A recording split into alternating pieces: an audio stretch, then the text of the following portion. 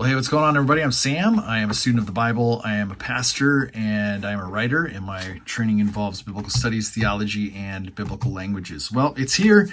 My thoughts on the CSB version of the Bible. A couple months ago, I did a video on, hey, what Bible translation do I recommend? And I did like a side-by-side comparison of a couple verses, and I said some things about the CSB, and so some people asked, like, what is your opinion on it? I did another video on it, and I said, well, I don't really have an opinion on it because I haven't spent too much time with it. Basically, when they did the CSB, first off, you know, I haven't had much time with the Holman Christian Standard Bible, the one before. In fact, I probably didn't even know it was a thing because I just had stayed in my lane with the big major translations, NIV, NASB 95. When the ESV came out, I did that for a while and then kind of put that aside. I have a whole video about that. King James, New King James, pretty much stayed in those lanes. I used the NLT for a while until I just didn't like it anymore. Not because it was like terrible or whatever, just it wasn't something that everybody was that had or was accessible, and I was a youth pastor back then, so I stuck with the NIV, and that's the Bible that our church was familiar with. So I didn't even really know too much about the Holman Christian Standard Bible. The CSB came out, they made a big push for it. They sent you a free copy of it, and so that's what this is. It's one of the free copies of the CSB that they first sent out to anybody who wanted one. I was like, I'll check that out. And I looked at it for a couple of different verses, and basically for maybe about a week or so, and then just put it on my shelf because our church uses NIV. And so we weren't going to change that, and I really wasn't going to use this a lot, so put that aside. So someone asked me, to challenge me, they're like, hey, why don't you do a deep dive into the CSB? Like, really pay attention to what's going on with it, do side-by-side comparison with it, and then we would love to hear your thoughts on it. So that's exactly what I did for the past month. I put it alongside my NASB 95 and my NIV and the Greek and the Hebrew, and just kind of used it every time I would use one of those translations for message prepping, for videos that I was doing, for my own personal reading. I read through the Gospels in it. And so now I'm ready to kind of give my opinion and thoughts. I don't want this video to go too long, so I wrote it down on a piece of paper just so I wouldn't forget anything I wanted to say about it. Okay, so what do I think about the CSB? I think the CSB is a very decent translation of the Bible, of the Hebrew Scriptures, and of the Greek New Testament. I think that it's very true to the sources, very, very faithful to the source text. You look at the Greek, you look at the Hebrew, and you're like, yeah, I can see that they really wanted to do that. In fact, one of the things I think is interesting about the notes on the front about how they translated, they talked about formal equivalence, functional, dynamic equivalence. And then they talk a third thing about this. I don't know if you can see that or not, but they call it optimal equivalence. And this is going to play into my third thing that I observed through the CSB that I thought was fascinating about it. But this optimal equivalence thing is like, okay, where we can make functional equivalent things, we're going to try, but we're going to try to stay as formal as we possibly can without it getting wooden, without it getting too clunky feeling. And I feel like that's exactly what it feels like when you read it. You're like, wow, it really feels like that they stuck to it. Like, for example, I was talking about in Genesis the sign of the rainbow, and the CSB translates it bow, not rainbow like the other ones do. And I'm like, oh, went back and looked at the Hebrew. Sure enough, it's bow. That's the root word there. And I'm like, oh, so they decided to stay there with that one. But you can actually see this optimal equivalence playing out. And I'm going to talk about that in a second. But yeah, I think it's been really great. A lot of times I was reading it and I'm like, this feels super familiar. Why? It's because I'm well-versed in the NIV. And for all intents and purposes, this sticks kind of to that way of reading. And then it breaks from it, like abruptly, and you're like, oh wow, it doesn't feel like the NIV anymore. It feels like something else, which leads me to my third point. I said in one of my shorts, it kind of feels like an identity crisis. I don't feel that that's what it is. I feel that what what it feels like is it feels like a teenager that has parents that their parents' friends are kind of looking at them and trying to describe what it is. Let me explain. Okay, so when I was a teenager, my parents had friends who would talk about me and would say, "You're just like your mom," or "You're just like your dad." I'm not just like my mom or just like my dad. I am my own person. I'm my own thing.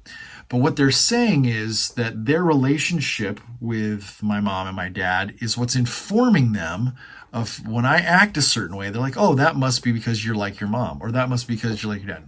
It doesn't mean I am like them. It just means that when I act a certain way, that's their understanding. So sometimes the CSB, in my opinion, because I'm so well versed with the NASB and so well versed with the NIV, sometimes when it acts a certain way, I'm like, man, that's just like the NIV. It feels like the NIV, right? It's almost exactly like the NIV. And then sometimes it comes out, and I'm like, whoa, it's just like the NASB, and it's acting like that. And then sometimes, just like I would do as a teenager, I don't want to be pitted in that corner of being just like one or just like my other parents. So I would just do stuff that would be like, no, I'm my own person. I'm my own, and so I'm just going to be me and I'm going to do my own thing. And I feel like that happens sometimes in the CSB where you're like, wow, they made a bold choice to go there. Sometimes it was to run way in the direction of what they called optimal equivalence, way in the direction of, dynamic, more than the NIV would. And sometimes they would go so literal, word for word, you're like, whoa, that was really a strong choice there.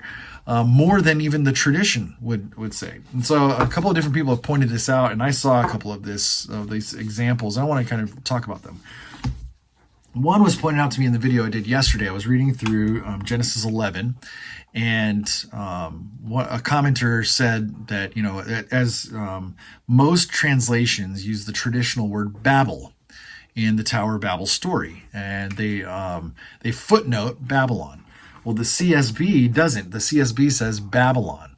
And a commenter was like, it just shows that the CSB is actually willing to go out on a limb and go against the tradition when it's necessary. And it's a good way to do that. And I never even thought about that before. It was like, yeah, because in the rest of the Hebrew scriptures, when the word Babel is used, it means Babylon. So the CSB was like, we're just going to go there and do that. And you look at all the other translations, like, no, Babel, Babel, Babel, Babel. And CSB was like, we're going to be our own thing. We're going to rebel against the tradition, and we're just going to say Babylon because that's what it means. Which that's totally cool. That's a positive way of doing of when they did that. What I looked at in my original video, when I looked at Romans 16:7, though, the CSB went the other direction in we're going to do our own thing and be our own thing, and it went way away from the source text and way away from the Greek. Because I showed in that video the phrase that we're looking at in Romans 16:7, which it talks about Andronicus and Junia, and there's this thing. It says they're prominent, and then the Greek words are entis apostolis, or in the old Erasmus way of saying it is entois apostolos, right? And it's traditionally translated among the apostles. Okay, so that the preposition "en" means in or into in the singular, and then in the plural it means means among, and then tis apostolis is like the article, and then the apostles, right? And it's in the dative, and so sometimes you can kind of, when there's no preposition there, it would be translated, to the apostles. And Burer and Wallace did some research and did some scholarship on the fact that you can actually allow the dative to govern in spite of the preposition "en," and so they came up with this whole idea of, well, you can actually skip the "en," the among, or the "in," and you can just call this "to the apostles" and use the dative. And that is a very minority position there, but that's where the NET went, and that's where the ESV went. Okay, so there's this argument: is it among or to? And those things can mean different things unless you interpret it differently. My point is the CSB decided to do something completely different in Romans chapter 16, verse 7. I want to read this to you because this is one of those ones where I feel like the CSB decided I'm going to be I almost said rebellious. I want to be the teenager who wants to do my own thing, and I don't want to be like my mom and dad. I don't want to be compared to these other ones, right? So it says this. It says, "Greet Andronicus and Junia, my fellow Jews and fellow prisoners. They are noteworthy," and then look at this, "in the eyes of the apostles." So nowhere in the Greek are the words "in the eyes of" at all. And so they not only went to a dynamic equivalent, they went to a paraphrase to kind of explain this. And so sometimes in wanting to be its own thing, it goes completely in the opposite direction. Sometimes it's a great move, and sometimes I don't think it's a great move. And so that's just one of my weird little it wants to be its own thing sometimes so bad that it will go one way or the other to be its own thing. But for the most part, it is a very familiar translation. It's a very good translation, and so. The question of would I recommend it? 100%. Now, here's the only other thing I would say about the CSB. The CSB has been dubbed the Southern Baptist translation, and you can kind of feel its Baptistic theological leanings at times. And I know that because I went to a Baptist undergrad. I grew up Baptist, went to a Baptist undergrad. My very first church I worked at was a Baptist church. And the two churches I've worked at since then were former Baptist churches. Or came out of, or non-denominational, came out of a Baptist setting. I'm pretty well versed in Baptist theology and how they read and interpret certain scriptures. And sometimes the theological bent of the Baptist way of thinking kind of peeks through the scripture, peeks through the translation, and you can kind of feel it and go, oh, they translated that the way I would have when I was doing Baptist theology. So anyway, that's just something to be aware of. But for the most part, this is a really good translation. I think somebody said it's an okay translation. I think that's kind of what it's meaning to be. It's not trying to be one thing or the other on the extremes. It's okay. And I'd say it's great. I'm not going to change over to CSB because I'm pretty fine with what I've been doing. But if someone were to ask me, hey, do you recommend CSB? Sure, absolutely. And so that's my take on it. And hopefully this was helpful. All right. Thanks for watching the video, and give me a like and subscribe, and I'll see you in the next one.